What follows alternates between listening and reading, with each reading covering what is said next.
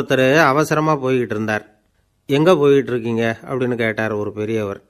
கடைக்கு போகிறேன் சார், சாமான் வாங்கிறதுக்கு அப்படின்னார். அங்கே போகிறதுக்கு முன்னாடி தெரிஞ்சிக்க வேண்டியதெல்லாம் தெரிஞ்சுக்கிட்டீங்களா அப்படின்னு கேட்டார் பெரியவர். கடைக்கு போய் காசை கொடுத்து ஒரு பொருளை வாங்கிட்டு வரப்போகிறோம், இதில் தெரிஞ்சிக்க வேண்டியது என்ன இருக்குது அப்படின்னார் அலட்சியமாக.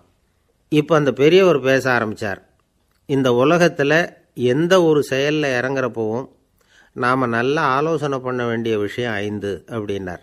உதாரணமாக, ஒருத்தன் கடைக்கு போய் ஏதோ ஒரு பொருளை வாங்கிட்டு வர போகிறான்னு வச்சுக்கோங்களேன்.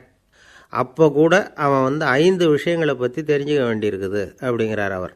முதல்ல அந்த பொருள் எப்படிப்பட்டது அப்படிங்கிறத தெரிஞ்சுக்கணும். ரெண்டாவதாக தன்னை பற்றியும் தெரிஞ்சுக்கணும். அப்போ தான் அந்த பொருள் தனக்கு தேவையா இல்லையா அப்படிங்கிறத புரிஞ்சுக்க முடியும். மூணாவதாக தெரிஞ்சுக்க வேண்டியது ஒன்று இருக்குது. அது என்னென்னா, அந்த பொருளை அடையிறதுக்கு வழி என்ன அப்படிங்கிறத தெரிஞ்சுக்கணும். அதாவது எவ்வளவு பணம் கொடுத்தா அது கிடைக்கும், இது மாதிரியான விஷயங்கள். நாலாவதாக அந்த பொருளை அடையிறது மூலமாக நாம் அடையக்கூடிய பயன் என்ன அப்படிங்கிறதையும் உணரணும். அஞ்சாவது, அந்த பொருளை அடையிறதுல இருக்கக்கூடிய தடை எது அப்படிங்கிறதையும் நாம் தெரிஞ்சுக்கணும். பெரியவர் பேசுகிறது ஏதோ தத்துவம் மாதிரி தெரியுது இல்லையா? தத்துவம்தான். அதாவது இப்படி உலகியல் வாழ்க்கையில் சின்ன சின்ன விஷயங்கள்லேயே நாம் 5 விஷயங்களை தெரிஞ்சுக்க வேண்டியிருக்குது. அது ரொம்ப அவசியமாக இருக்குது. பேரின்ப நிலைன்னு சொல்கிறாங்கள்ல, அது மாதிரி பெரிய சமாச்சாரங்கள்லேயும் இந்த 5 விஷயங்களை நாம் தெரிஞ்சுக்க வேண்டியிருக்குது. அதுக்கு பேர் என்னன்னா அர்த்த பஞ்சகம். வைணவ சமயத்தில் அர்த்த பஞ்சகம்ங்கிறது ரொம்ப பெரிய விஷயம். கடைக்கு போகிறது மாதிரி கடவுளை பார்க்க போகிறப்பவும் நாம் 5 விஷயங்களை தெரிஞ்சுக்கணுமா. முதல்ல பரம்பொருள் அப்படிங்கிறது என்ன, அதோட தன்மைகள் என்ன, இதை தெரிஞ்சுக்கணும். இதுக்கு பேர் என்னன்னா பரமாத்ம ஸ்வரூபம் அப்படின்னு பேர். ரெண்டாவது, நாம் யார், நம்மோட தன்மை என்ன அப்படிங்கிறத தெரிஞ்சுக்கணும். நான் யாருன்னு எனக்கே தெரியலங்கிறப்போ இதை நான் சொல்கிறேன்னு இது என்னுடையதுன்னு சொல்கிறது தப்பு தானே. அப்புறம் மூணாவது விஷயம், பரம்பொருளை நாம் அடையிறதுக்கு வழி எது, இதை தெரிஞ்சுக்கணும். இது உபாய ஸ்வரூபம் அப்படின்னு பேர். நாலாவது விஷயம், நாம் அடைய வேண்டிய பயன்கள் என்ன அப்படிங்கிறத தெரிஞ்சுக்கிறது. இதுக்கு புருஷார்த்தம் அப்படின்னு பேர். அஞ்சாவது, அந்த பயனை அடைய விடாமல் தடுக்கிற தடைகள் யாவை அப்படிங்கிறத தெரிஞ்சுக்கிறது. இது விரோதி ஸ்வரூபம். இதைத்தான் தடையியல் அப்படின்னு சொல்கிறாங்க. அதாவது பரமாத்மாவை பற்றிய அறிவு, ஜீவாத்மாவை பற்றிய அறிவு, உபாயம் பற்றிய அறிவு, புருஷார்த்தம் பற்றிய அறிவு, இந்த 4 அறிவுக்கும் எதிரடையாக, அதாவது அதையெல்லாம் தப்பாக புரிஞ்சுக்கிறதால உண்டாகக்கூடிய அறிவு விரோதி ஸ்வரூபம். என்ன இது தகவலில் ஏதாவது கதை சொல்லுவீங்கன்னு பார்த்தா ஏதோ தத்துவம் பேசிகிட்டு இருக்கிறீங்களே அப்படின்னு நினைக்கலாம். இதுவும் தெரிஞ்சிக்க வேண்டிய ஒரு பெரிய விஷயந்தான். காதில் போட்டு வச்சா எப்போவாவது உபயோகப்படும். என்னுடைய நண்பர் ஒருத்தர் ஒரு நாள் என்கிட்ட சொன்னார், சார், அடுத்த மாதம் தஞ்சாவூரில் ஒரு கல்யாணம், போகிறதா வேண்டாமா அப்படின்னு ஒரே குழப்பமாக இருக்குது அப்படின்னார். நான் உடனே இந்த அர்த்த பஞ்சக உபதேசம் பண்ண ஆரம்பித்தேன். அவர் எல்லாத்தையும் பொறுமையாக கேட்டுவிட்டு, சரி சார், நான் போகிறதுன்னு முடிவு பண்ணிவிட்டேன்னார். எப்படி இந்த முடிவுக்கு வந்தீங்க அப்படின்னு கேட்டேன். அவர் சொன்னார், சார், அந்த 2வது பாயிண்ட் ஒன்று சொன்னீங்களே, அதை புரிஞ்சுக்கிட்டதுக்கு அப்புறம்தான் இந்த முடிவுக்கு வந்தேன் அப்படின்னார். என்ன 2வது பாயிண்ட்டுன்னு? அதாவது தன்னை பற்றி புரிஞ்சுக்கணும் அப்படின்னு சொன்னீங்க. உடனே என்னை பற்றி புரிஞ்சுக்கிட்டேன், நான் யாருங்கிறது எனக்கு தெரிஞ்சுது, உடனே போகிறது தான் நல்லதுன்னு முடிவு பண்ணிவிட்டேன்னார். நீங்கள் யாருன்னு கேட்டேன். நான் தான் சார் அந்த கல்யாணத்தில் தாலி கட்ட வேண்டிய மாப்பிள்ளை அப்படின்னார். இந்த உலகத்தில் எல்லாருக்கும் மகிழ்ச்சி தரக்கூடிய ஒரு பொருள் எது? இது ஒரு முக்கியமான கேள்வி. இந்த கேள்விக்கு பொருத்தமான ஒரு பதிலை உங்களால் சொல்ல முடியுமா? அதாவது கொஞ்சம் யோசித்து பார்த்தா பணம்னு சொல்லலாமா? இப்போ கையில் காசு இல்லாதவங்ககிட்ட ஒரு 10 ரூபாயை கொடுத்தா அது அவனுக்கு சந்தோஷத்தை கொடுக்கும். ஏற்கனவே வருமான வரி பிரச்சனையில் சிக்கி இருக்கிறவர்கிட்ட இன்னும் கொஞ்சம் பணம் இந்தாங்கன்னு சொல்லி கொடுத்தோம்னா அது அவருக்கு சங்கடத்தை தான் கொடுக்கும். அதனால் அந்த கேள்விக்கு பணங்கிறது பொருத்தமான பதிலாக இருக்க முடியாது. கேள்வி என்னன்னா, இந்த உலகத்தில் எல்லாருக்கும் மகிழ்ச்சி தரக்கூடிய ஒரு பொருள் எது? சரி, இனிப்புன்னு சொல்லலாமா? ஏன்னா எல்லாருக்கும் இனிக்க தானே செய்யும். அதுலேயும் ஒரு சிக்கல் இருக்குது. சர்க்கரை வியாதிக்காரங்களுக்கு அது என்ன சந்தோஷத்தையாக கொடுக்கும்? ஆக எல்லாருக்கும் வேறுபாடு எதுவும் இல்லாமல் மகிழ்ச்சியை கொடுக்கக்கூடியது வேறு ஏதோ ஒன்று இருக்குது. அது என்னன்னு கண்டுபிடிக்கணும். அதுதான் இன்றைக்கி தகவல். இப்போ அதை கண்டுபிடிக்கணும்னா இந்த கதையை கேட்கணும். அது என்ன கதைன்னா, ஒரு ஊரில் ஒரு ராஜா இருந்தார். அவருக்கும் இதே சந்தேகம் வந்துட்டுது. அதாவது எல்லாருக்கும் இன்பம் தரக்கூடிய பொருள் எது அப்படின்னு. இதுக்கு பதில் தெரிஞ்சுக்கிறதுக்கு ஆசைப்பட்டார். சரி, அதுக்கு என்ன செய்யலாம்னு யோசனை பண்ணார். நாட்டு மக்களுக்கு பகிரங்கமாக ஒரு அறிவிப்பு கொடுத்தார். நம்ம நாட்டு மக்கள் இன்பம் தரக்கூடிய பொருள் எதுன்னு நினைக்கிறாங்களோ அதை கொண்டுக்கிட்டு வந்து அரண்மனையில் உள்ள கண்காட்சி மண்டபத்தில் வைக்கலாம். அப்படி அவங்க வைக்கிற பொருள்களில் எது எல்லாருக்கும் இன்பம் தரக்கூடியதாக இருக்குமோ அதை வச்சவருக்கு 1000 பொற்காசுகள் பரிசு அப்படின்னு அறிவிப்பு கொடுத்துட்டார். ஜனங்கள் இந்த அறிவிப்பை கேட்டாங்க. அதுக்கப்புறம் சும்மா இருப்பாங்களா? 1000 பொற்காசுன்னா சும்மாவா? அவங்கவுங்க கையில் என்னென்ன கிடைச்சதோ அதையெல்லாம் கொண்டாந்து அரண்மனை காட்சி மண்டபத்தில் வச்சுட்டாங்க. அதுக்கப்புறமா ராஜா அங்கே வந்தார். ஒவ்வொன்றா பார்த்துக்கிட்டே வந்தார். முதல்ல ஒரு குயில் இருந்தது, இனிமையாக பாடக்கூடிய குயில். இந்த குயிலோட இன்னிசை எல்லாருக்கும் இன்பம் தரக்கூடியது தான். இருந்தாலும் காது கேட்காதவங்களுக்கு இந்த இசை எப்படி இன்பம் தர முடியும்? அதனால் இது சரியில்லைன்னு விட்டார். அடுத்தபடியாக போனார். அங்கே என்ன வச்சுருக்குறாங்கன்னு பார்த்தா ஒரு அழகான மயில் அங்கே தோகை விரித்து ஆடிக்கிட்டு இருக்குது. இந்த மயிலோட ஆட்டம் மனசுக்கு இன்பம் தரக்கூடியது தான். இருந்தாலும் பார்வை இல்லாதவங்க இந்த ஆட்டத்தை பார்த்து ரசிக்க முடியுமா? முடியாது. அதனால் இதுவும் சரியில்லை அப்படின்னு சொல்லிவிட்டார். அதுக்கு அடுத்தபடியாக போனார். பல வகையான இனிப்பு பண்டங்களை வச்சுருந்தாங்க. பார்த்தார், வயசானவங்களுக்கும் நோயாளிகளுக்கும் இது இன்பம் தராது, துன்பம் தான் கொடுக்கும் அப்படின்னார். இப்படி ஒவ்வொன்றா பார்த்துக்கிட்டே போகிறார். அழகான மலர்கள், கனிகள், ஓவியங்கள் எதுவுமே பொருத்தமாக தெரியல. சகல பேருக்கும் இன்பம் தரக்கூடிய வகையில் எதுவும் இல்லை. கடைசியாக வந்தார். அங்கே ஒரு களிமண் பொம்மை இருந்தது. அது என்ன பொம்மை தெரியுமா? பசியால் வாடி இருக்கிற ஒருத்தருக்கு ஒரு அம்மா இனிமையாக பேசிக்கிட்டு சோறு போடுறது மாதிரி அந்த பொம்மையை செஞ்சுருந்தாங்க. அதுக்கு கீழே அன்பு அப்படின்னு எழுதியிருந்துதான். ராஜா பளிச்சுன்னு ஒரு முடிவுக்கு வந்தார். அந்த பொம்மையை செஞ்ச சிற்பியை வரவழைச்சார், பரிசு கொடுத்தார். அன்பு ஒன்று தான் எல்லாருக்கும் இன்பம் அளிக்கக்கூடிய பொருள். காது கேட்காதவங்களும் அதை கேட்க முடியும், பார்வை இல்லாதவங்களும் அதை பார்க்க முடியும், குழந்தைகளும் அதை உணர முடியும் அப்படின்னு அதுக்கு விளக்கம் கொடுத்தார் அந்த மன்னர். இந்த உலகத்தில் எல்லாருக்கும் மகிழ்ச்சி தரக்கூடிய ஒரு பொருள் அன்பு தான். அதை புரிஞ்சுக்கிட்டு தான் சில கணவன்மார்கள் மனைவி பேரில் ரொம்ப அன்பை காட்டிக்கிறது வழக்கம். ஒரு வீட்டு வாசப்படி பக்கமாக மழைக்கு ஒதுங்கினார் ஒருத்தர்.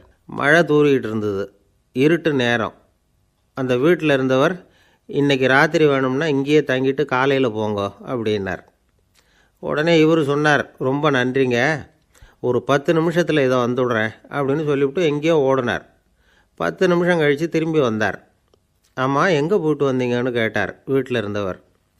நேராக எங்கள் வீட்டுக்கு போய் மனைவி கிட்ட இன்றைக்கி ராத்திரி இங்கேயே தங்கிக்கிறேன்னு சொல்லிவிட்டு வந்துட்டேன் அப்படின்னார் அவர். அன்புல இது ஒரு ரகம். அரேபிய நாடு, அங்கே ஒரு ஆட்சி தலைவர். அரேபிய நாட்டு ஆட்சி பொறுப்பை ஏற்றுக்கிட்டவர். அவர் ஆட்சி பொறுப்பை ஏற்றுக்கிட்ட பிறகு ஒரு நாள் ஒரு தெருவில் நடந்து போய்கிட்டு இருந்தார்.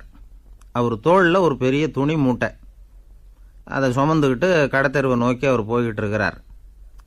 வழியில் அவரை சந்தித்தார் உமர். அவர் கேட்டார், கலீஃபா அவர்களே, எங்கே புறப்பட்டுட்டீங்க அப்படின்னு கேட்டார். கலீஃபான்னா ஆட்சி தலைவர்னு அர்த்தம்.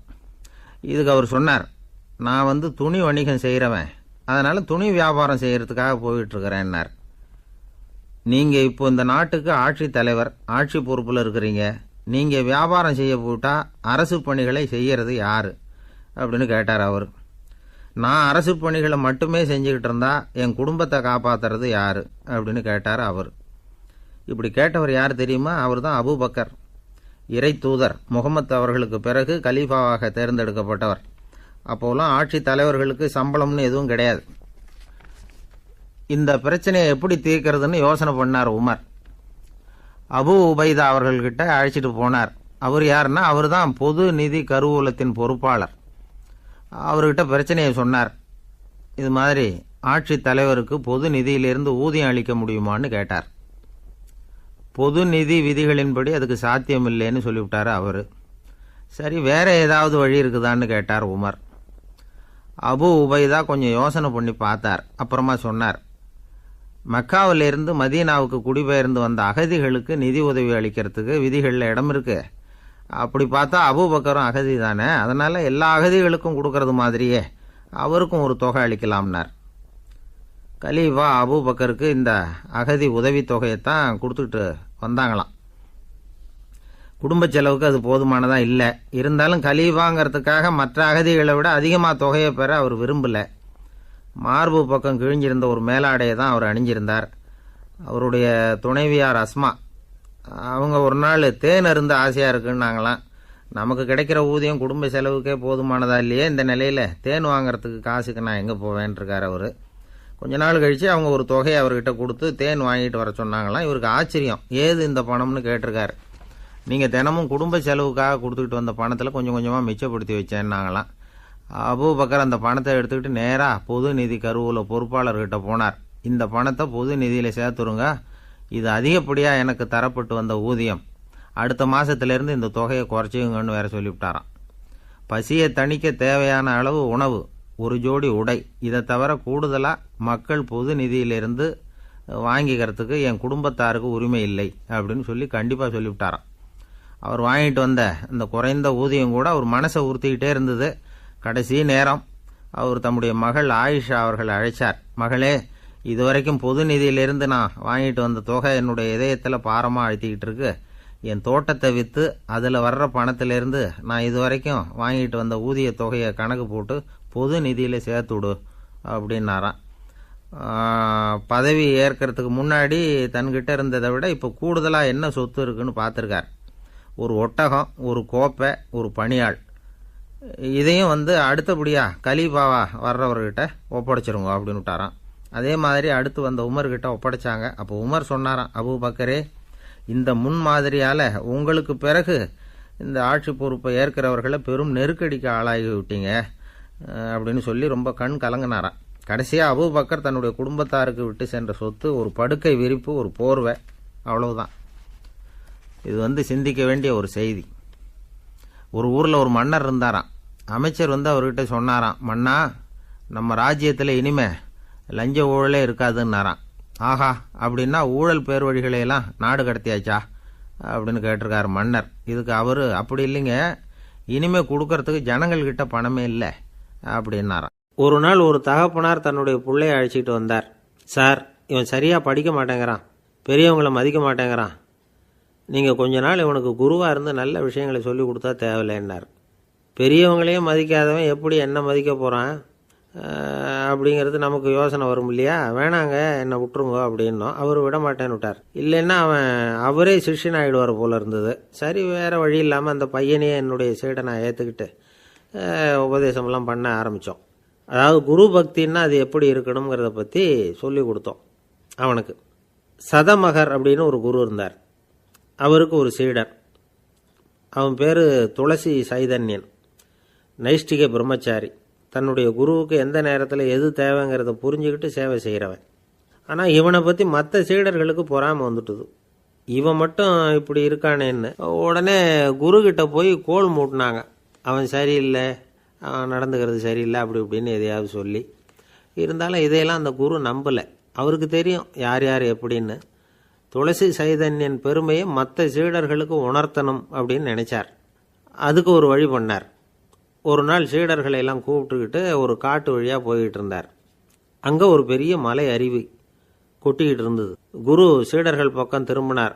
இந்த மலையின் மேலே இருந்து அந்த படுபாதாளத்தில் குதிக்கிறதுக்கு உங்களில் யார் தயார் அப்படின்னு கேட்டார். ஒரு சீடனும் வாயை திறக்கலை, ஒதுங்கி நின்றுக்கிட்டாங்க. பின்னாடி மூட்டை முடிச்சோடு வந்துக்கிட்டு இருந்தான் துளசி சைதன்யன். அவனை பார்த்தார். தபாருப்பா, நீ மேலே இருந்து அந்த அருவியில் குதி அப்படின்னார். அப்படியே செய்கிறேன் சுவாமின்னா ஓடி போய் பொத்துன்னு குதிச்சுட்டான்.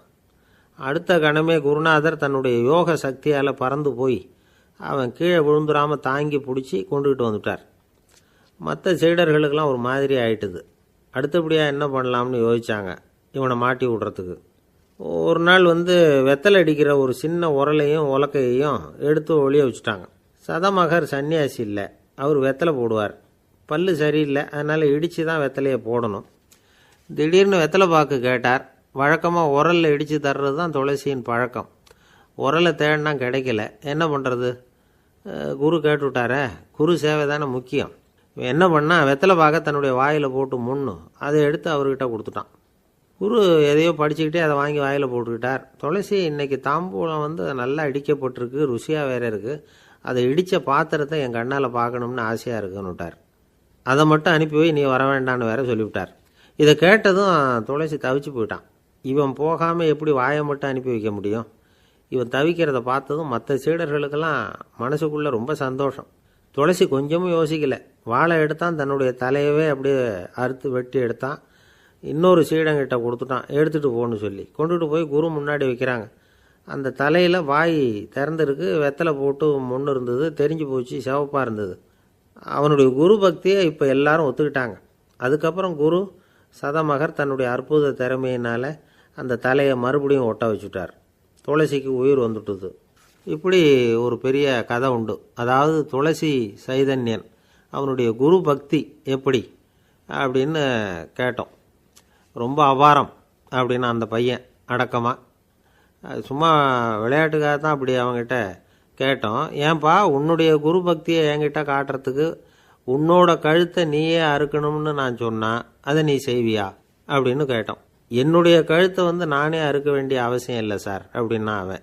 ஏண்டான்னு, அதே காரியத்தை தான் இனிமேல் நீங்கள் தினமும் செய்ய போகிறீங்களே சார் அப்படிங்கிறான். இயேசுநாதர்கிட்ட ஒருத்தர் கேட்டாராம், இயேசுவே என்னை எவ்வளவு நேசிக்கிறீர்கள் அப்படின்னு.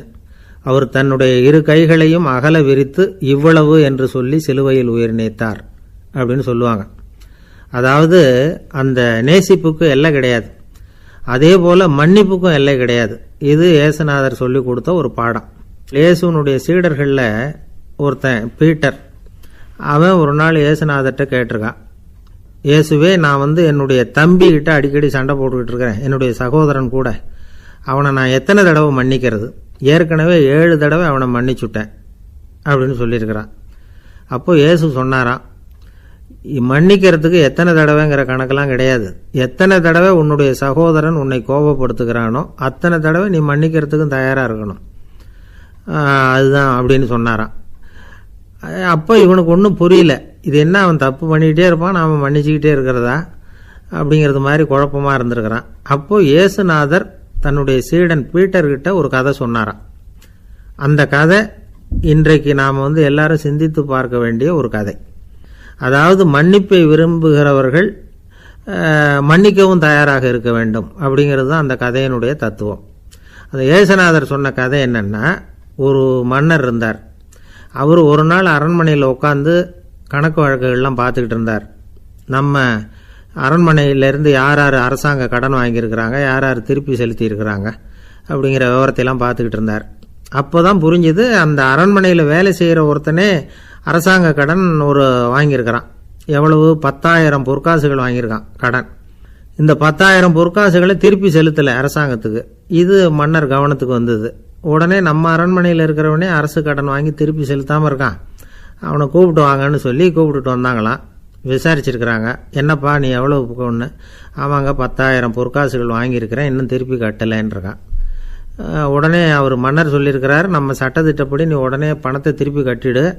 அப்படி உன்னால் கட்ட முடியலன்னா உன்னுடைய வீடு வாசல் சொத்து சுகம் எல்லாத்தையும் விற்று அந்த பணத்தை அரசு கருவூலத்தில் சேர்த்துக்கிறதுக்கு நானே ஏற்பாடு பண்ணிடுறேன் அப்படின்னு அந்த மன்னர் சொன்னாராம்.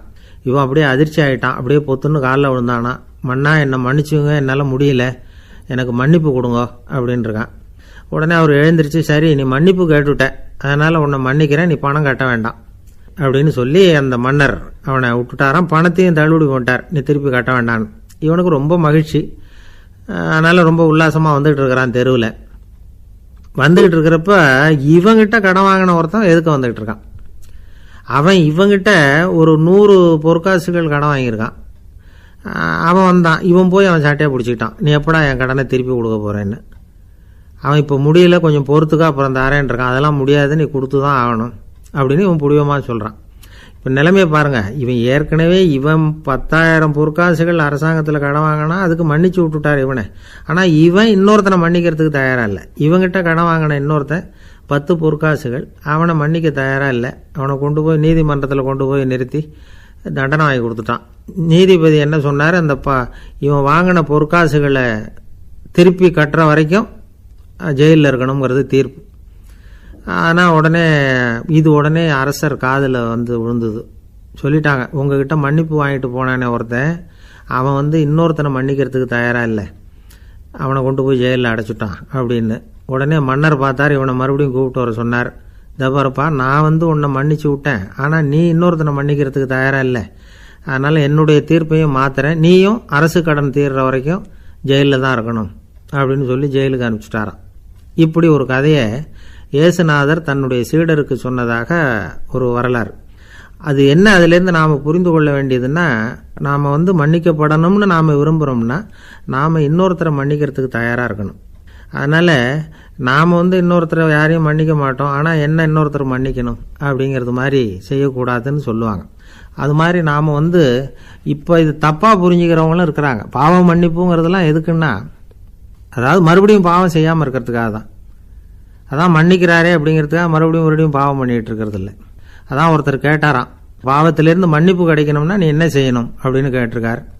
அதுக்கு அவன் சொல்லியிருக்கிறான், நான் முதல்ல பாவம் செய்யணும், அப்போ தானே மன்னிப்பு கிடைக்கும் அப்படின்னு நானாம். இப்படிப்பட்டவர்கள் தான் இன்றைக்கி உலகத்தில் அதிகமாக இருக்கிறாங்க. அதனால் இந்த மன்னிப்பின் மகத்துவங்கிறது இயேசுநாதர்கிட்டேருந்து தான் நாம் புரிஞ்சுக்கணும். அந்த இயேசு சொன்ன அந்த மன்னிக்கிற மனோபாவம் இருந்தால் இன்றைக்கி உலகம் பூராவும் அமைதி பூங்காவாக இருக்கும். அதில் ஒன்றும் ஆச்சரியமே இல்லை, அதில் ஒன்றும் சந்தேகமும் இல்லை. அதனால் மன்னிக்கிற மனோபாவத்தை நாம் எல்லாரும் நமக்குள்ளே வளர்த்து கொள்ள வேண்டும் அப்படிங்கிறது தான் நாம் இன்றைக்கு எல்லோரும் சிந்தித்து பார்க்க வேண்டிய ஒரு செய்தி. ஆசைப்படுறதுல தப்பு இல்லை, ஆனால் அந்த ஆசை தேவைக்கு தகுந்த மாதிரி இருக்கணும். தேவைக்கு மீறிய ஆசைகள் இருக்குது பாருங்கள், அது தேவையில்லை. இந்த கருத்தை வலியுறுத்தது மாதிரி ஒரு கதை உண்டு. தேவேந்திரனுக்கு திடீர்னு வீடு கட்டணும்னு ஒரு ஆசை வந்து தான். வீடுன்னா நாம் கட்டுற மாதிரி இல்லை. தேவேந்திரன் வீடுன்னா சும்மாவா, ஒரு பிரம்மாண்டமான அரண்மனை கட்டணும். அது மாதிரி இந்த 3 லோகத்துலேயும் ஒரு அரண்மனை கிடையாது அப்படின்னு எல்லாரும் சொல்லணும். இது அவனோட ஆசை. உடனே தேவ தச்சரான விஸ்வகர்மாவை கூப்பிட்டான், உத்தரவு போட்டான். விஸ்வகர்மா தன்னுடைய உதவியாளர்களை எல்லாம் கூப்பிட்டு ஒன்றா சேர்த்துக்கிட்டார். படாத பாடுபட்டு ஒரு பெரிய அரண்மனையை கட்டி முடித்தார். கட்டி முடிக்க 1000 வருஷம் ஆச்சு. தேவேந்திரன் பார்க்குறான், அவனுக்கு திருப்தி ஏற்படலை. என்னுடைய அந்தஸ்துக்கு இது ரொம்ப சாதாரணமான கட்டிடம், இதை விட இன்னும் பெருசாக கட்டு அப்படின்னா. தேவ தச்சர் திணறி போயிட்டார். அவரால் அதுக்கு மேலே எதுவும் செய்ய முடியல. என்ன பண்ணுறதுன்னு யோசனை பண்ணார். நேராக நாரதர் காலில் போய் விழுந்தார். நீங்கள் தான் என்னை இந்த பிரச்சனையிலேருந்து காப்பாற்றணும்னார். நாரதர் யோசனை பண்ணார். சரி, கவலைப்படாதேன்னார். நேராக இந்திரங்கிட்ட போனார். இந்திரன் நாரதரை பார்த்த உடனே வாங்கன்னு கூட்டிகிட்டு போய் அரண்மனையை காட்டினான். இது மாதிரி ஒரு அரண்மனையை நீங்கள் வேறு எங்கேயாவது பார்த்துருக்குறீங்களா அப்படின்னு ரொம்ப பெருமையாக கேட்டான். நான் பார்த்ததில்லை, ஆனால் என்னை விட வயசில் மூத்தவர் மகரிஷி லோமேசர், அவர் ஒரு வேளை பார்த்துருக்கிறாரா என்னமோ அப்படின்னார். உடனே அவரை மனசில் நினச்சி தியானம் பண்ணினார். அடுத்த கணம் லோமேசர் அங்கே வந்தார். இடையில் ஒரு சின்ன துண்டு, கையில் ஒரு கமண்டலம், தலையில் ஒரு பாய், அவ்வளவுதான் அவர்கிட்ட இருந்தது. எதுக்காக தலையில் எந்த பாய் அப்படின்னு கேட்டான் இந்திரன். என்ன மாதிரி அற்ப ஆயுள் உள்ள ஒரு ஜீவன் தனியாக வீடு கட்டிக்கிட்டு திண்டாடணுமா? இந்த பாய் தான் ஒரு வீடு மாதிரி எனக்கு நிழல் கொடுக்குது அப்படின்னார் அவர். என்னது, உங்களுக்கு அவ்வளவு கொஞ்சமான ஆயுளா அப்படின்னு ஆச்சரியத்தோடு கேட்டான் இந்திரன். ஆமாம், இதை பாரு, என்னுடைய மார்பில் ஒரு பொற்காசு அளவுக்கு ரோமம் உதிர்ந்துட்டுது. எப்போ என் உடம்புல உள்ள எல்லா ரோமமும் உதிர்ந்துருமோ அப்போ என்னுடைய ஆயுள் முடியும் அப்படின்னார். எப்போ அந்த ரோமங்கள் பூரா உதிரும்னு கேட்டான் இவன். ஒரு பிரம்மா மறைஞ்சதும் ஒரு ரோமம் உதிரும். என் உடம்புல உள்ள ரோமங்களின் எண்ணிக்கை எவ்வளவோ அவ்வளவு பிரம்மாக்கள் தோன்றி அவங்க ஆயுள் முடியும் பொழுது என் உடம்புல உள்ள ரோமங்கள் பூரா உதிரும் அப்படின்னார். அப்படின்னா ஒரு பிரம்மாவோட ஆயுள் எவ்வளவு காலம்னு கேட்டான். ஒரு பிரம்மாவுக்கு 100 தேவ வருஷம். ஒவ்வொரு தேவ வருஷத்துக்கும் 365 தேவ நாள். ஒவ்வொரு தேவ நாள்லேயும் ஒன்றை மாதிரி 14 இந்திரர்கள் தோன்றி மறைகிறாங்க அப்படின்னு மகரிஷி லோமேசர் சொல்கிறார். இதை கேட்டதும் இந்திரன் ஆடி போயிட்டான்.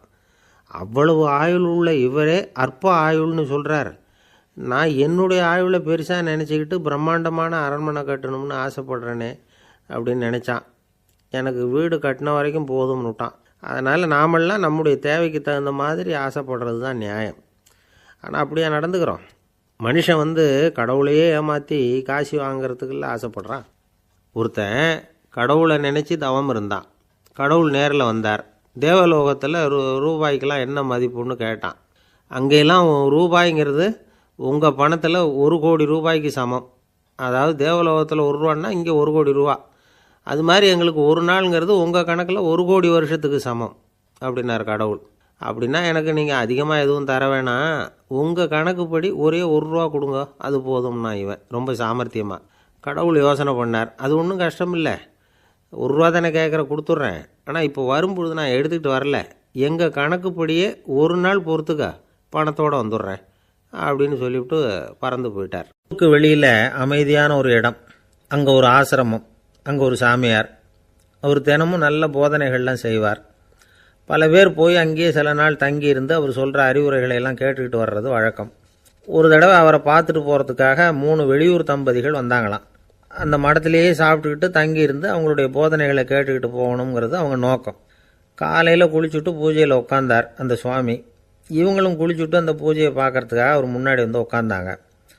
பூஜை ஆரம்பமாச்சு. சம்பிரதாயப்படி அது ரொம்ப நேரம் நடந்துக்கிட்டே இருக்குது. இவங்களுக்கு நல்ல பசி இருந்தாலும் இந்த நேரத்தில் அதை எப்படி வெளியில் காட்டிக்கிறது? பேசாமல் இருந்தாங்க. அந்த சுவாமி பூஜையை முடித்தார். அதுக்கப்புறம் பேச ஆரம்பித்தார். பேச்சு அருமையாக தான் இருந்தது, அமிர்தமாக தான் இருந்தது. இருந்தாலும் இவங்களுக்கு இருக்கிற வயிற்று பசி அது சரியாக கவனிக்க விடலை. அந்த சுவாமியே இதை கவனித்ததா தெரியல. இவங்களுக்கு மனசுக்குள்ள ஒரு எண்ணம், உள்ளே சாப்பாடு தயாராகிட்டு இருக்கும் போல இருக்குது, இந்த பேச்சு முடிஞ்சது நம்மளை உள்ளே அழைச்சிட்டு போய் சாப்பாடு போடுவாங்கன்னு நினைக்கிறோம் அப்படின்னு இவங்களாம் நினச்சிக்கிட்டாங்க. ஆனால் சுவாமி இதை பற்றி எதுவுமே பேசலை, கண்டுக்கலை. ஒரு அம்மாவால் அதுக்கு மேலே சும்மா இருக்க முடியுமா? முடியல. சாப்பாட்டை கவனிக்கலாமா அப்படின்னு சொல்லி மெதுவாக ஆரம்பித்தாங்க. கவனிக்கலாமே அப்படின்னு உள்ளே அழைச்சிட்டு போனார் சுவாமி. இவங்க ரொம்ப அவசரமாக எழுந்திருச்சு உள்ளே ஓடினாங்க. அங்கே ஒரு மேஜை மேலே ஒரு கிண்ணம் மூடி இருந்தது. இதுதான் சாப்பாட்டு மேஜை போல இருக்கு, இங்கே சாப்பாடு வந்துடும் அப்படின்னு நினச்சாங்க. உடனே போய் சுற்றி உட்காந்துக்கிட்டாங்க. சுவாமி அந்த கிண்ணத்தை எடுத்து அந்த அம்மா கிட்ட கொடுத்தார். அவங்க அதை வாங்கி மூடியை திறந்து பார்க்குறாங்க. உள்ளே ஒரு சாவி இருக்குது. சரிதான், இது சமையலறை சாவி போல இருக்கு, அங்கே போய் அதை திறந்து சாப்பாட்டை நாமே எடுத்துக்கிட்டு வந்து இங்கே வச்சுக்கிட்டு சாப்பிடணும் போல இருக்கு அப்படின்னு நினச்சாங்க. சாவி இருக்கு இல்லையா, வாங்க பூட்டு நிறையா காட்டுறேன் அப்படின்னு சுவாமி அவங்கள அழைச்சிட்டு போனார், காட்டினார். இவங்க அந்த அறையை ரொம்ப ஆவலோடு திறந்தாங்க. உள்ளே பார்த்தா அங்கே அரிசி, பருப்பு, விதவிதமான காய்கறி எல்லாம் இருக்குது. சமையலுக்கு வேண்டிய மிளகாய், எண்ணெய், பால், தயிர், நெய் இப்படி எல்லாமே இருக்குது. அடுப்பு, விறகு, நெருப்பு போட்டி அது கூட அங்கே இருக்குது. சாப்பாடு தயாராக இருக்கும்னு நினச்சிக்கிட்டு போனால் இப்படி இருக்குதே அப்படின்னு சொல்லி அதை பார்த்ததும் ரொம்ப சோர்ந்து போட்டாங்க அவங்க. சுவாமி, என்ன இது சாப்பாடு இல்லையா அப்படின்னாங்க. அதுதான் சாப்பாட்டுக்கு வேண்டிய எல்லாம் இங்கே இருக்குதே, அடுப்பு மூட்டி நீங்கள் தான் அவங்கவுங்க ருசிக்கு தகுந்த மாதிரி சமைச்சிக்கணும், இந்த சன்னியாசிக்கு எப்படி சமைக்க தெரியும் அப்படின்னு கேட்டார் சுவாமி. சாப்பாடு தயாராக இருக்கும்னு நாங்கள் எதிர்பார்த்தோம் அப்படின்னாங்க. நீங்கள் இப்படி சொல்லுவீங்கன்னு நானும் எதிர்பார்த்தேன். இது வரைக்கும் நான் எவ்வளவோ தத்துவம்லாம் எடுத்து சொன்னேன். எல்லாத்தையும் விட இதுதான் அனுபவபூர்வமான தத்துவம். ஆண்டவன் நமக்கு நல்ல மனசை கொடுத்துருக்குறான், நல்ல வாய்ப்புகளையும் தந்திருக்கிறான், அதையெல்லாம் பயன்படுத்திக்கக்கூடிய மூளையையும் சிந்தனையையும் கொடுத்துருக்குறான். அதனால் அடுப்பை தான் நீங்கள் மூட்டணும், அடுப்பை நீங்கள் தான் மூட்டணும், உங்களுக்கு உகந்ததை நீங்கள் தான் சமைச்சு ருசித்து அனுபவிக்கணும். ஆண்டவனே அதை செஞ்சுக்கிட்டு இருக்க மாட்டான் அப்படின்னாராம் அந்த சுவாமி.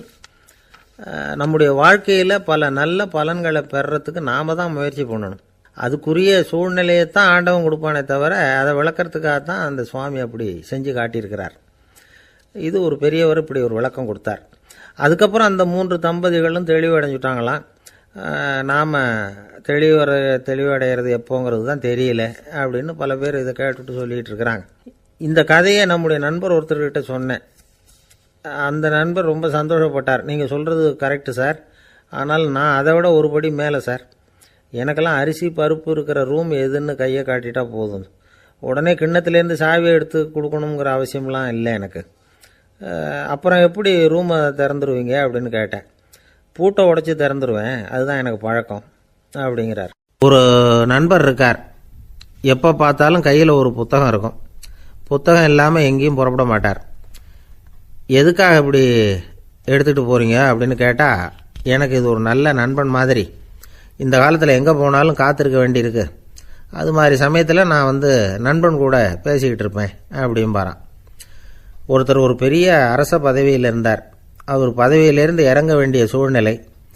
அரசு கொடுத்துருந்த வீட்டை விட்டுட்டு வெளியில் வர்றார். வரும்பொழுது 2 கையிலையும் 2 பெட்டியை எடுத்துகிட்டு வந்தாராம். சார், உங்களுடைய உடைமைகள் அப்படின்னு கேட்குறாங்க அங்கே இருந்த ஊழியர்கள். இவர் தன்னுடைய கையில் இருக்கிற பெட்டியை காட்டி, இதுதான் என்னுடைய சொத்து அப்படின்னாராம். ஒரு பெட்டியில் அவருடைய உடைகள், இன்னொரு பெட்டியில் அவர் விரும்பி படிக்கிற புத்தகங்கள், அவ்வளவுதான். இதுதான் இருந்துதான். புத்தகம் படிக்கிறது மனசுக்கு நல்லதுங்கிறது நமக்கு தெரியும். புத்தக வாசிப்பு உடம்புக்கும் நல்லதுங்கிறாங்க. அது நமக்கு ஆச்சரியமாக தான் இருக்குது. ஒரு நபர் ஒரு வருஷத்தில் சராசரியாக 2000 பக்கங்களை படிச்சிருக்கணுமா, யுனெஸ்கோ பரிந்துரை. ஆனால் நம்ம நாட்டில் நாம் சராசரியாக படிக்கிறது 32 பக்கங்கள், அவ்வளவுதான். இவ்வளவுக்கு நம்ம நாட்டில் 6000க்கும் மேற்பட்ட நாளேடுகள், 2000க்கும் மேற்பட்ட இதழ்கள், மலர்கள், இவ்வளவு இருந்தும் சரியாக வரல. இந்த உலகத்தில் முதல் நூலகம் எங்கே எப்போ ஆரம்பமாச்சு தெரியுமா? கிமு 2500 ஆண்டில் அது ஆரம்பமாயிருக்குது. பாபிலோனியாவில் அமில் அணு அப்படிங்கிற அரசன் தான் நூலகத்தை உருவாக்கி இருக்கிறான். அப்போல்லாம் தாள் கிடையாது, களிமண் தான். களிமண் பலகைகளில் எழுதி அது தொகுத்து அப்படியே நூலாக்கி அதை நூலகத்தில் வச்சுருப்பாங்களாம். அரசருடைய நூலகத்தில் 1000க்கும் மேற்பட்ட நூல்கள் இருந்ததாக வரலாற்று குறிப்பு இருக்குது.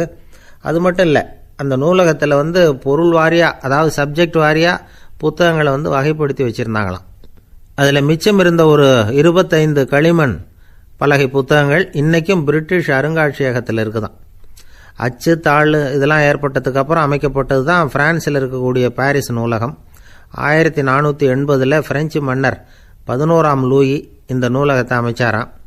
ஆனால் அப்போல்லாம் அரசர்கள் மட்டும்தான் நூலகத்தை பயன்படுத்த முடியுமா. அதுக்கப்புறம் 17ஆம் நூற்றாண்டில் இந்த முறை மாறி பொதுமக்கள் அங்கே போகலாம், படிக்கலாம் அப்படிங்கிற நிலைமை வந்துதான். போட்லியன் நூலகம் அப்படின்னு அதுக்கு பேர், பாரிஸ் நகரத்தில் இருக்குது. அங்கே தான் நூல்களின் பட்டியல் தயாரிப்பு பணி ஆரம்பமாச்சு. கல்வி வளர்ச்சியையும் நூலகத்தையும் இணைச்சவர் நெப்போலியன் போனபார்ட். முன்பணம் செலுத்தி புத்தகத்தை படிக்கிற முறையையும் அவர் தான் கொண்டுட்டு வந்தாராம். மக்கள்கிட்ட வசூலிக்கிற வரியின் ஒரு பகுதியை நூலகத்துக்கு பயன்படுத்தினவரும் அவர் தானா. நெப்போலியன் நூலகத்தில் உலகத்தில் உள்ள எல்லா மொழி நூல்களும் இருக்குதான். அங்கே ஒரு தமிழ் நூலும் இருந்திருக்குது. அது என்னென்னா கம்பராமாயணம். சோவியத் யூனியனுக்கு படையெடுத்து போனப்போ அங்கேருந்து லட்சக்கணக்கான புத்தகங்களை இந்த பனிச்சறுக்கு வாகனங்கள் இருக்குல்ல, அதில் கொண்டுகிட்டு வந்ததாக வரலாறு. அடுத்தபடியாக குறிப்பிட்டு சொல்லத்தக்க நூலகம் எதுன்னா பிரிட்டிஷ் நூலகம். மிக பழைய கையெழுத்து பிரதியெல்லாம் கூட அங்கே இருக்குது. 1753 ஆரம்பமாச்சு. அதில் உள்ள நூல்களை வரிசையாக அடுக்கினா 180 கிலோமீட்டர் நீளத்துக்கு வருமா. மிகப்பெரிய நூலகம் அமெரிக்க தலைநகர் வாஷிங்டனில் இருக்குதான். இந்தியாவை பொறுத்த வரைக்கும் பெரிய பழைய நூலகம் எதுன்னா கல்கத்தா நூலகம். எல்லா இந்திய மொழி நூல்களும் இங்கே உண்டு. மகாகவி பாரதியார் நடத்தின இந்தியாங்கிற இதழின் எல்லா பிரதிகளும் அங்கே பாதுகாப்பாக இருக்குது. படிக்கும் பழக்கம் இங்கே வளர வேண்டியிருக்குது. ஒருத்தர்கிட்ட ஒரு புஸ்தகத்தை கொடுத்து விமர்சனம் எழுத சொல்லியிருந்தாங்க. கொஞ்ச நாள் கழித்து அவரை போய் பார்த்து, என்னங்க புஸ்தகத்தை படித்து பார்த்தீங்களா அப்படின்னு கேட்டாங்களாம்.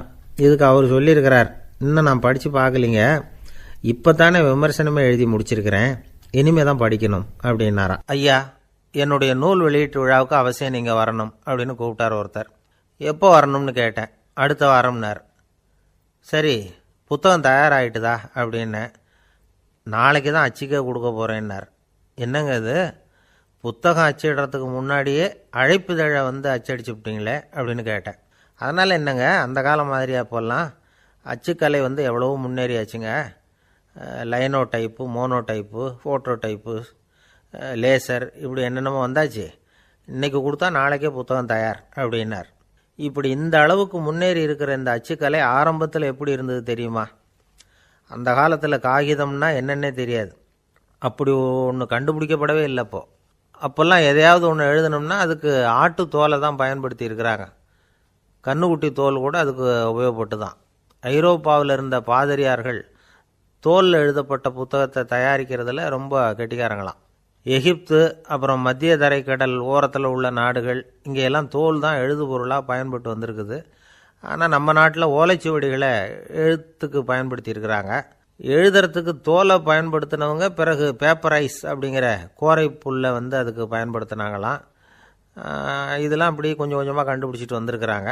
அந்த புல்லை கச்சிதமாக நறுக்க வேண்டியது, நல்லா பதப்படுத்த வேண்டியது, அதுக்கப்புறம் அதில் எழுத வேண்டியது, அவ்வளவுதான். பேப்பருங்கிற சொல்லே இந்த பேப்பைரஸ் அப்படிங்கிறதுலேருந்து வந்தது தான்.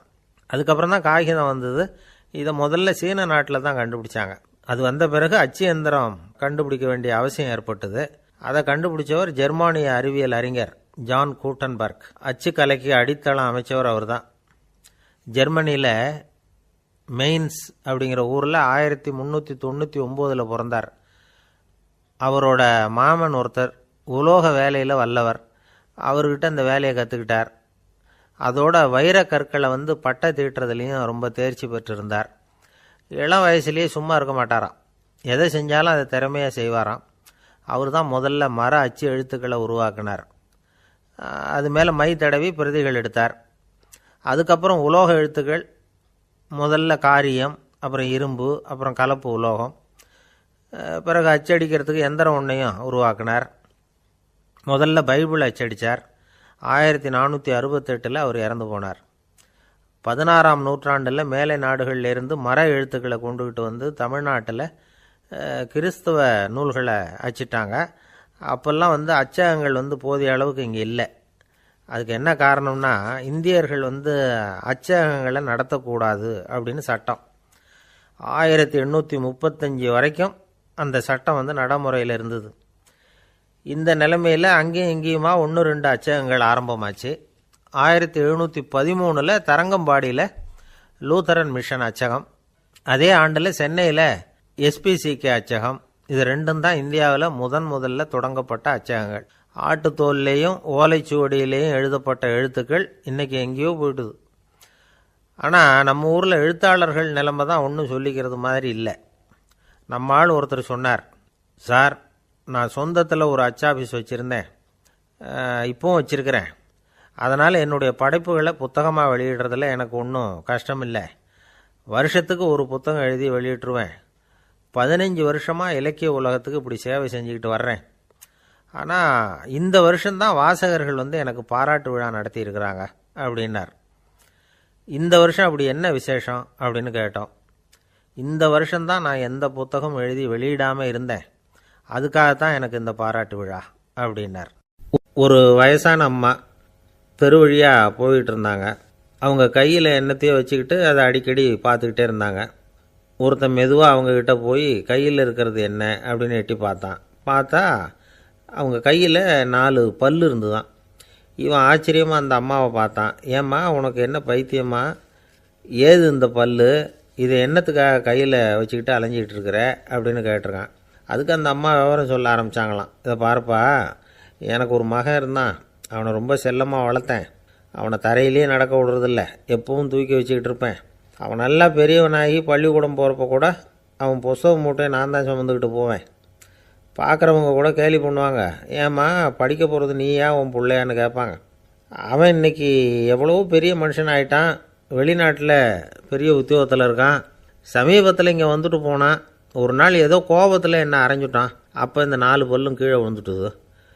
இன்னமும் கூட விழுந்திருக்கும், ஆனால் பல்லு தான் இல்லை. என் புள்ள அரைஞ்சதுனால விழுந்த பல்லு இல்லையா அது. அதனால் இதை எப்பவும் என் கையிலேயே வச்சுக்கிட்டு ஆசையோடு பார்த்துக்கிட்டு இருக்கிறேன். அவன் தான் வெளிநாட்டுக்கு போட்டான், அவனை பார்க்க முடியாத ஏக்கத்தை நான் இந்த பல்லை பார்த்து போக்கிக்கிறேன் அப்படின்னு நாங்களாம் அந்த அம்மா. இந்த கதை எதுக்காகன்னா, தாய் அன்பு அப்படிங்கிறது எப்படிப்பட்டதுங்கிறத புரிஞ்சுக்கிறதுக்காக. கல்யாணம் ஆனதுக்கு அப்புறம் தாயை மறந்து விடுறவங்க எத்தனை பேர் இந்த உலகத்தில், அவங்க காதில் வேணுங்கிறதுக்காக தான் இந்த தகவல். ஆனால் ஒரு விஷயம் மட்டும் நல்லா புரிஞ்சுக்கணும், தாயை மதிக்க தெரிஞ்சவங்க தான் இன்றைக்கி வாழ்க்கையில் எல்லா விதத்துலேயும் முன்னுக்கு வந்திருக்கிறாங்க. வேணும்னா விசாரித்து பார்த்துக்குங்க. இன்னொரு அம்மா இருந்தாங்க. அவங்க தினமும் ஒரு கோயிலுக்கு வருவாங்க. சாமியை பார்த்து, கடவுளே, நான் இறந்து போனால் நரகத்துக்கு போகணும் அப்படின்னு வேண்டிக்குவாங்களாம். எல்லோரும் சொர்க்கத்துக்கு போகணும்னு தானே கடவுள்கிட்ட வேண்டிக்குவாங்க. இந்த அம்மா தினம் நான் நரகத்துக்கு போகணும் அப்படின்னு வேண்டிக்கிறாங்க. அங்கே இருந்த அர்ச்சகருக்கு இது சந்தேகம். ஒரு நாள் அதை நேரடியாகவே அவங்கக்கிட்ட கேட்டுவிட்டார். அதுக்கு அந்த அம்மா பதில் சொன்னாங்களாம், ஐயா, எனக்கு கல்யாணம் ஆகி ரொம்ப நாள் வரைக்கும் குழந்தை பாக்கியம் இல்லாமல் இருந்தது. கோயில் குளம் எல்லாம் சுற்றி வந்தேன். ரொம்ப நாள் கழித்து ஒரு குழந்தை பிறந்தது, ஆண் குழந்தை. அவனை நான் ரொம்ப செல்லம் கொடுத்து வளர்த்தேன். அதோட விளைவு என்ன ஆச்சுன்னா, அவன் ரொம்ப மோசமாக ஆகிட்டான். கெட்ட பழக்க வழக்கம்லாம் கற்றுக்கிட்டான். அவன் இறந்து போனால் நிச்சயம் அவனுக்கு நரகம்தான் கிடைக்கும். அந்த அளவுக்கு கெட்டவன் அவன். அப்படிப்பட்ட காரியங்கள்லாம் பண்ணிகிட்ருக்கான், எனக்கு தெரியும். இவனுக்காக நரகத்தில் கூட யாரும் தயவு காட்ட மாட்டாங்க, தாட்சண்யம் காட்ட மாட்டாங்க. அதனால் இவனுக்கு முந்தி நான் இறந்து நரகத்துக்கு போயிட்டா அங்கே இவனை கவனிச்சிக்கலாமே, இவனுக்கு பணிவிடை செய்யலாமேன்னு பார்க்குறேன் அப்படின்னு நாங்களாம். அதனால தான் நான் நரகத்துக்கு போகணும்னு தினம் ஆண்டவனை வேண்டிகிட்டு இருக்கிறேன் அப்படின்னு கண்கலங்கி அந்த அம்மா சொன்னாங்களாம். அதுதான் தாய் உள்ளம்ங்கிறது. தாயின் பெருமையை சரியாக உணர்ந்துட்டா அவங்களுக்கு எப்பவும் எந்த கஷ்டமும் வராது. இது ஏதோ உபதேசத்துக்காக சொல்கிற வார்த்தை இல்லை, உண்மையான வார்த்தை. இந்த விவரத்தையெல்லாம் நண்பர் ஒருத்தர்கிட்ட சொல்லிக்கிட்டு இருந்தேன். அவர் கொஞ்ச நாள் கழித்து என்னை தேடி வந்தார். அவர் கையிலேயும் 4 பல்லு வச்சுருந்தார். என்னங்க ஆச்சு, ஏதுங்க இந்த பல்லு அப்படின்னு விசாரித்தோம். உங்கள் உபதேசத்தை கேட்டுவிட்டு இந்த உலகத்தில் எல்லாரையும் தாயாக நினைக்க ஆரம்பிச்சிட்டேன். ஒரு அம்மாவை கடத்தரில் பார்த்து தாயேன்னு கூப்பிட்டேன். அவங்க உடனே பலார்னு என்னை அரைஞ்சிட்டாங்க. பல்லு விழுந்துட்டுது. அதை தான் பொறுக்கி எடுத்துக்கிட்டு நேராக உங்களை தேடி வந்துக்கிட்டு இருக்கிறேன்னார். தாயேன்னு தானே கூப்பிட்டீங்க, அதுக்கு ஏன் அரைஞ்சாங்க அப்படின்னு கேட்டோம். நான் தாயேன்னு கூப்பிட்டது அவங்க காதில் நாயேன்னு விழுந்துட்டு தான், அதுதான் இப்படி ஆயிட்டுது அப்படின்னார். ஊருக்கு ஒருத்தர் ரொம்பவும் மகிழ்ச்சியாக வந்துக்கிட்டு இருந்தார். என்ன விஷயம்னு விசாரித்தேன். நான் தோற்று போயிட்டேன், அதுதான் மனசுக்கு மகிழ்ச்சியாக இருக்குது அப்படின்னார். எனக்கு இது ரொம்ப ஆச்சரியமாக போச்சு. இந்த உலகத்தில் தோற்று போகிறவங்க யாரும் மகிழ்ச்சியாக இருக்கிறது இல்லை. அப்படி இருக்கிறப்ப இவர் இப்படி சொல்கிறாரே, எங்கே தோற்று போனீங்கன்னு கேட்டேன். அதுக்கப்புறம் தான் அவர் விவரமாக சொன்னார். என்னோட 5 வயசு குழந்தையோட நான் விளையாடிக்கிட்டு இருந்தேன். அந்த விளையாட்டில் என் குழந்தை ஜெயிச்சு விட்டுது, நான் தோற்று போயிட்டேன் அப்படின்னார் ரொம்ப உற்சாகமாக. நான் யோசித்து பார்த்தேன். அதாவது நாம் சின்ன குழந்தையாக இருக்கிறப்போ எந்த விளையாட்டில் கலந்துக்கிட்டாலும் அதில் நாம் தான் ஜெயிக்கணும்னு ஒரு வெறி நமக்குள்ளே இருக்கும்.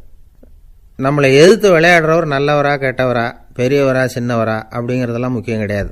அவர் தோற்று போகணும், நாம் ஜெயிக்கணும், அதுதான் முக்கியம். எதிரியை சந்தோஷப்படுத்த விளையாடுகிற கலை அப்போ நமக்கு தெரியறதில்ல. வாழ்க்கையில் ஒரு பக்குவம் வந்ததுக்கு அப்புறம் வெற்றி பெறணுங்கிற மன அழுத்தம் போயிடுது. போட்டியில் ஜெயிக்கணுங்கிறத விட குழந்தையை சந்தோஷப்படுத்தணுங்கிறது முக்கியமாக போச்சு. ஜெயிக்கணுங்கிற வெறி ஓடி போட்டுது. ஒரு குழந்தையாக இருந்தப்போ நம்ம வளர்ச்சிக்கு உதவிய வெறி பெரியவனானதுக்கு பிறகு நமக்கு எதிரியாக மாறுது. அதை சரியான சமயத்தில் நாம் புரிஞ்சுக்கிட்டோம்னா போதும், நாம் பொழைச்சிக்கலாம். ஒவ்வொரு மனுஷனுமே வாழ்க்கையோட அடுத்த கட்ட வளர்ச்சியில் அடி எடுத்து வைக்கிற நேரத்தில் தன்கிட்ட இருந்து ஏதோ ஒரு குணத்தை அல்லது தன் குணம் இருந்த ஏதோ ஒரு உறவை நாம் இழக்கத்தான் வேண்டியிருக்குது. ஒரு கட்டம் வரைக்கும் உதவியாக இருந்த குணம் அடுத்த கட்டத்துக்கு தடையாக கூட மாறிடலாம். இந்த பரிமாண மாற்றத்துக்கு உள்ளாகிற ஒவ்வொருத்தரும் பிரத்யட்சமாக இதை உணர்றாங்க. ஆனால் பல பேர் எப்படின்னா பழசை திறந்துவிட்டு புதிய கொள்கைகளை உருவாக்கிக்கிறதுக்கு இஷ்டம் இல்லாமல் இருந்துவிடுறாங்க, அல்லது அப்படி செய்ய முடியாமல் தவிக்கிறாங்க. இதையெல்லாம் மீறி அந்த பழசை திறந்துவிட்டா அதை இழந்ததால் உண்டாகிற மன அழுத்தம் சில காலத்துக்கு வருத்திக்கிட்டு தான் இருக்கும், வேறு வழி இல்லை. ஆரோக்கியமான ஒரு முன்னேற்றத்துக்காக அந்த மன அழுத்தத்தை தாங்கிக்கத்தான் வேணும் அப்படிங்கிறாரு அந்த உலக புகழ்பெற்ற மேதை ஒருத்தர், இந்த ஸ்காட் பெக் அப்படிங்கிறவர். பிறந்த நாள் முதல் இதுதான் சரி அப்படின்னு கற்பிக்கப்பட்டு வந்த ஒவ்வொரு தத்துவத்தையும் தங்களுடைய வளர்ச்சிக்கு தகுந்த மாதிரி மாற்றி அர்த்தப்படுத்தி கொள்ள முடியாமல் வாழ்க்கை சூழலில் அப்படியே அரைப்பட்டு தூளாகிறவர்கள் தான் ரொம்ப தவிக்கிறாங்களாம். இதுதான் அவருடைய கருத்து. பெரும்பாலும் மனிதர்களுடைய நடுத்தர வயசில், அதாவது 30 தாண்டுகிற சமயத்தில் தான் இந்த தவிப்பு உண்டாகுதான். இதை தான் மேற்கத்திய நாடுகளில் அடிக்கடி மிட் லைஃப் கிரைசிஸ் அப்படின்னு சொல்கிறாங்க. அப்பப்போ பழசையெல்லாம் தொலைச்சி விட்டு புதுசாக பிறக்கிறதுக்கு கற்றுக்கணும். ஒவ்வொரு நிமிஷத்தையும் அந்த நிமிஷத்துக்கு ஏற்ற சித்தாந்தம் கொண்டவர்களாக சந்திப்போம் அப்படிங்கிறார் அந்த உளவியல் நிபுணர். இப்படி பழகிக்கிட்டால் வாழ்க்கை இன்பமயம், இல்லைன்னா தவிப்பு மயம்தான். பழசை தொலைக்க முடியாதவர்களில் எத்தனையோ பேர் உண்டு, எத்தனையோ ரகம் உண்டு. அதில் வேடிக்கையான நண்பர்களும் உண்டு. ஒருத்தர் நண்பர் வீட்டுக்கு போனார். அவர் ஏதோ இனிப்பு பலகாரம் கொடுத்து சாப்பிட சொல்லியிருக்கிறாங்க அவங்க வீட்டில். இவர் சாப்பிட்டு பார்த்துட்டு சொன்னாராம், சார் 6 மாதத்துக்கு முன்னாடி ஒரு தடவை இங்கே வந்தேன், அப்போது ஒரு இனிப்பு பலகாரம் கொடுத்தீங்க, அது இதை விட நல்லா இருந்தது சார் அப்படின்னாராம். அப்போ செஞ்ச அதே இனிப்பு பலகாரம் தான் சார் இதுவும் அப்படின்னாராம் அவர்.